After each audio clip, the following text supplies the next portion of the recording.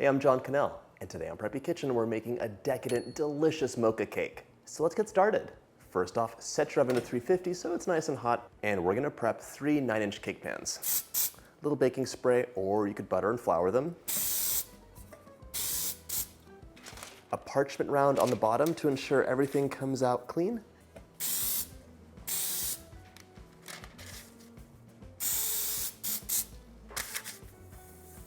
And now we can make the batter. In a large bowl, we're gonna combine half a cup or 40 grams of cocoa powder with some hot coffee. For this recipe, you can use either natural or Dutch processed cocoa powder. I'm using Dutch processed. It's a bit darker and it'll give me a fudgier cake. Sift this out. Cocoa powder is prone to lumps. By the way, this cake is a chocolate coffee dream. Oof, so many lumps. Normally we use a little bit of coffee to amp up the chocolate flavor, but today we're using more coffee so you actually taste it and get that lovely combination of flavors. It's very intense. Grab a whisk. Scale's done for a minute. And it's time to whisk in 1 cup of hot coffee.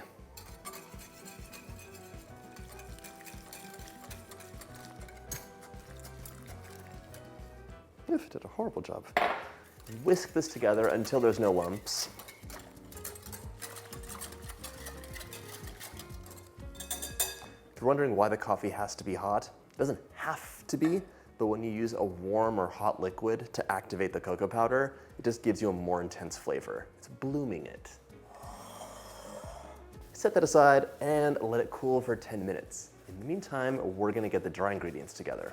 In another large bowl, we're gonna add 3 cups or 360 grams of all-purpose flour.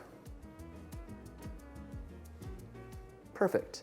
A scale gives you really accurate measurements, so your cake is always gonna be melt in your mouth and just have the perfect texture and crumb.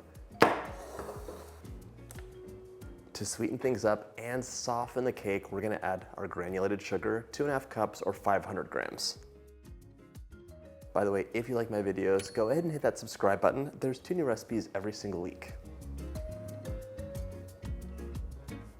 A lot of people ask if you can dial the sugar down in a cake recipe, and yes, you can. However, the sugar isn't just making it sweet, it's softening the cake as well. So the less sugar you add in, the less sweet it will be, and the more bready the consistency will be. So there's a trade-off. To puff things up, I want 2.5 teaspoons of baking soda. Baking soda will react with an acid to puff things up. Baking powder doesn't need anything, it'll just puff up. And of course, the coffee we're using is acidic. I'm also using 1.5 teaspoons of baking powder. And for contrast, 1 teaspoon of salt. Set your scale aside, grab a clean whisk, and mix this up until it is nice and combined. It's a lot of batter for 3 9-inch cakes. Every inch adds so much extra volume. All whisked up and my coffee mixture is cooled down, so let's go back to the wet ingredients. What? Nothing broke. The fat in this cake comes from vegetable oil. It'll be really, really soft at room temperature or fresh out of the fridge. That's 1 cup. Most of the time your cakes are gonna be living in the refrigerator, so it's nice to have them soft even when they're cold. And for that, you need an unsaturated fat like vegetable oil. 1 cup of buttermilk. The buttermilk is giving you some tang. It's giving you a little bit more acid for a tender crumb. And it's gonna soften the cake up as well. 3 large room temperature eggs. Don't want any shells. That's 1, 2, and 3 eggs. A tablespoon of vanilla for some extra flavor. And now we can give this a really nice whisk.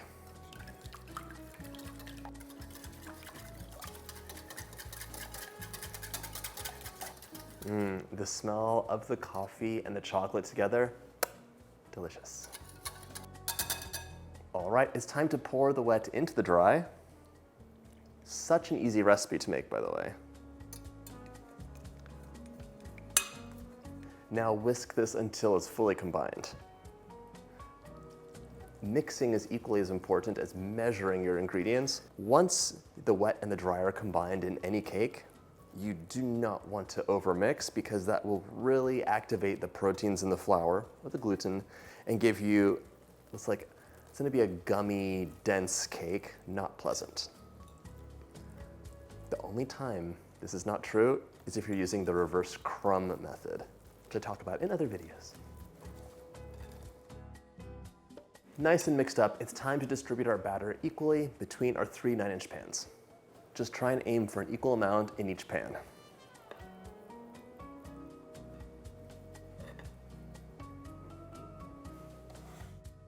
If you want, you can use a scale and see.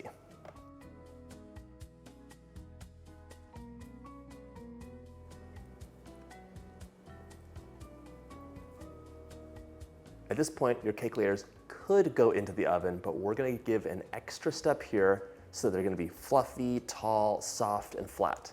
And that is to use cake strips. With almost any cake recipe, you can use wet fabric strips, squeeze the excess water out, wrap them around your pan,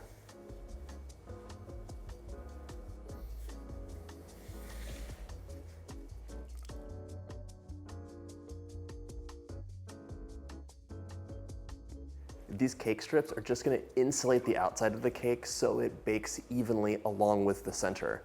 If you don't use them, the edge sets first while the center continues to rise, and that gives you doming as well as texture that's different. So if you have a domed cake, the outside is gonna be a bit crunchier and harder than the center. This way, it'll be soft throughout. Our cake layers are ready to go into the oven, 350 for about 30 minutes, but if you're baking these on different racks, rotate after 20 minutes. In you go. Once your cake layers are nearly cool, it's time to make a delicious mocha frosting. I'm gonna sift out the powdered sugar just so I know there's no lumps. And I want 7.5 cups-ish, that's 900 grams.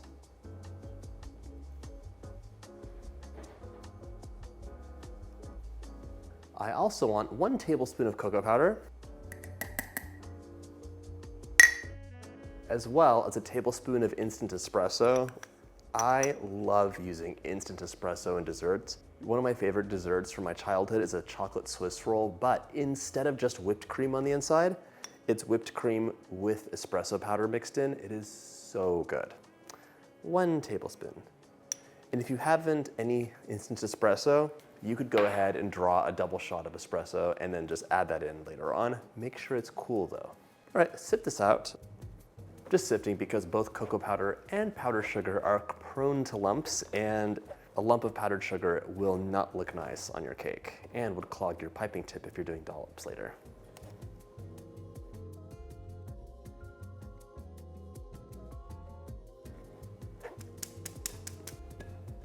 All sifted up, we're gonna set this aside. Grab your mixer, fitted with a paddle attachment, and we want 2 cups or 4 sticks of unsalted butter. It should be room temperature, which means that I can press my finger in and it easily indents. Beautiful. This is one of the original cakes that I made for Preppy Kitchen, so it's a little bit near and dear to my heart. It started its life as a simple, tiny 6-inch cake, and it's since grown to a 9-inch. Very proud. Yeah. I increased the pan size because it's kind of a celebratory cake, so it's nicer to have a bigger one. All right, time to cream the butter. This is an American buttercream, and it gets a bad rap as being like too sweet and gritty, and it can be, but it can kind of be anything you want. Mix this on medium for 5 minutes. This buttercream is gonna be super smooth. You're not gonna believe it.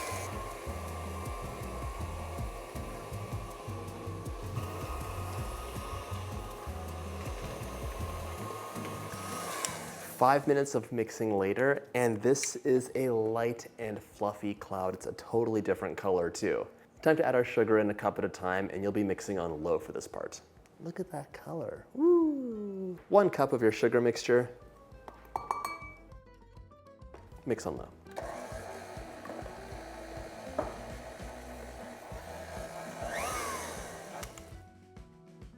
Second cup. And just keep going until all the sugar's been incorporated.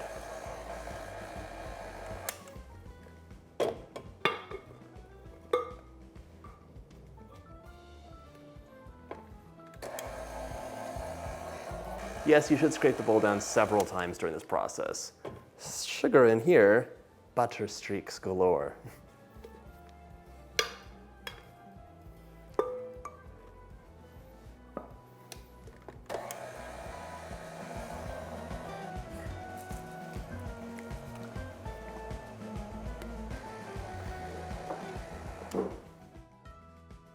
This is looking really nice and creamy.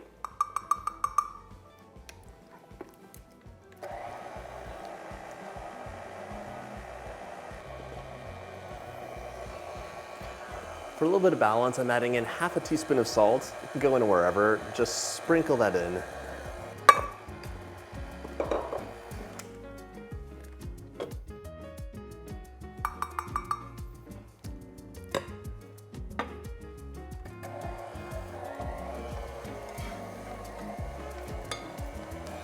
The sugar gives a buttercream structure, but now it's time to make it a little bit more slack and smooth by adding in about 3 tablespoons of cream.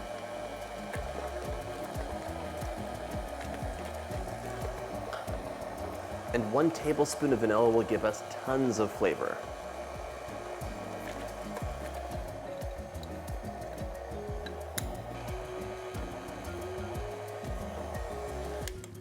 This looks really nice. I'm gonna give this a final scrape down, mix it up until it's smooth and lovely, and then we're gonna assemble this cake with the help of some chocolate ganache that we have to make next.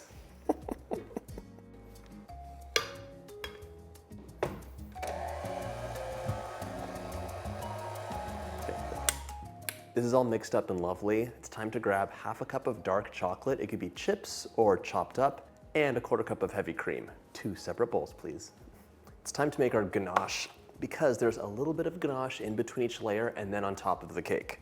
Grab half a cup or 90 grams of dark chocolate. It could be chips or a bar, and if it's a bar like I'm using, it'll melt a little bit nicer, but you have to chop it up.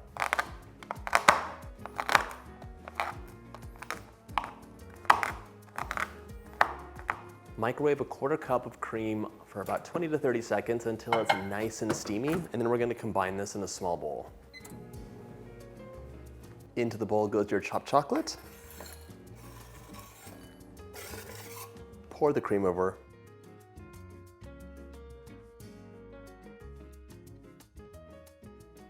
Set this aside for just a few minutes to soften up, and then we're gonna whisk it together until it's nice and smooth.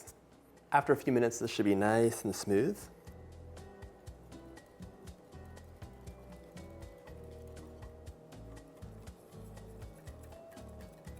If it's not melted enough, pop it into the microwave, 20 seconds at half power, give it a stir, and it should be fine.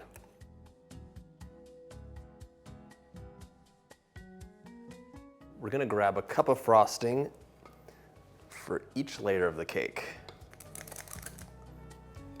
And smooth that out, and just repeat the process for each of the layers.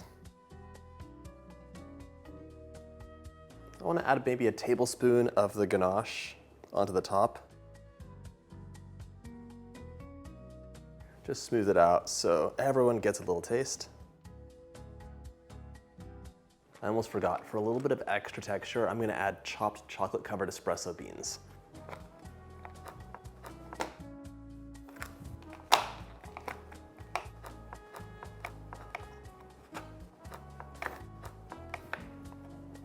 Grab your chopped espresso beans, and we're gonna add half of them onto this first layer and the other half on the second layer.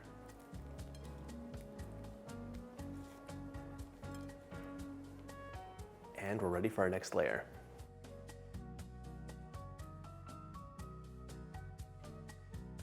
Another cup of frosting.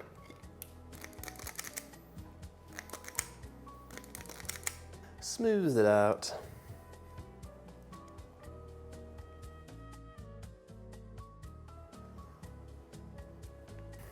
Another drizzle of ganache.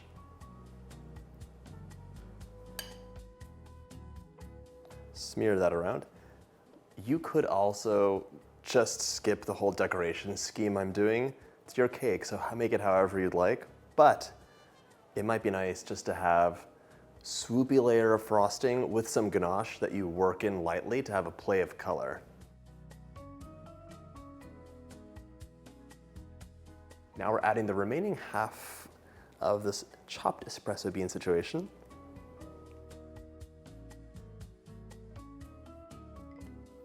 It's time for the last layer. This cake is so pillowy soft, I definitely need a crumb coat, unless you don't mind crumbs. The cake strips made such a big difference. It's so soft on the side, but that also means the cake is more delicate, so you have to be a little bit more gentle with it. Grab another cup of the frosting, smooth this out into an even layer. I changed my mind. I'm gonna do a crumb coat for this cake, so I don't need that much frosting. The top also gets covered in ganache and dollops, so it's a pretty thin layer on top as well. If you have a cake turntable at home, this is the perfect time to use it. Raises the cake a little bit closer to eye level, and you can spin it really easily. Takes a lot of frustration out. Grab a little bit more frosting, and now we're going to just coat the side with a paper thin layer. This just traps the crumbs in.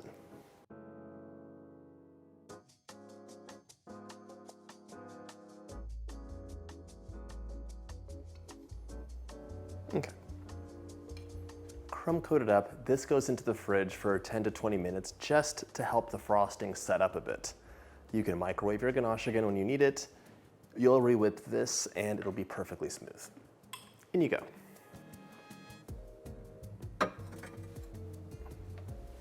My cake chilled for a bit. I just ran the mixer on low for 30 seconds to get that consistency nice and creamy. And now I'm gonna smear some frosting onto the side. Not even bothering with the top because I want to save the rest of the frosting for dollops. By the way, your frosting will darken up a little bit as it dries out once it's set.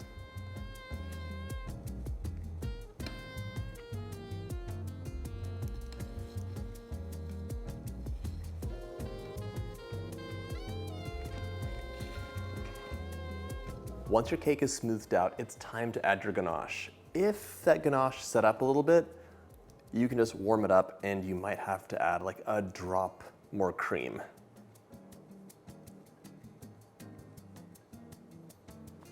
I transferred some to a piping bag so I can have a bit more control. Let's get a base layer on first. Smooth it out.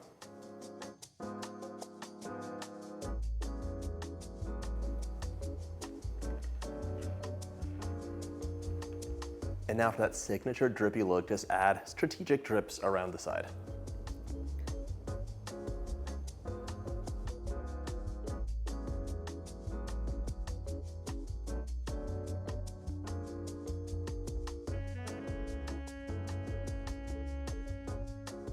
After your ganache is all dripped and beautiful, pop it into the fridge for maybe 10 to 20 minutes so it has a chance to set. Give the remaining buttercream a final whip for 30 seconds, and we're gonna transfer this to a piping bag fitted with a closed star tip, or any star tip you like, to pipe some dollops on.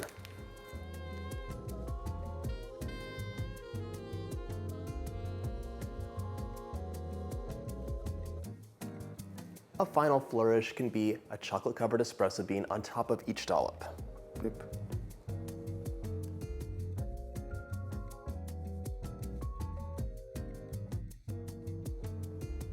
Transfer your cake to the fridge for at least 20 minutes to set up, give it a slice, and just like that, it's ready to enjoy.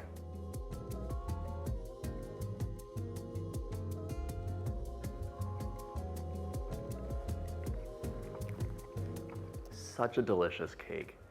The crumb is soft and fudgy and full of chocolate flavor, and the frosting is light, creamy, and perfectly kissed with coffee. Plus, all the crunchy chocolate-covered espresso beans, mwah! I hope you get a chance to make this recipe, and if you like my videos, hit that subscribe button and check out my chocolate playlist.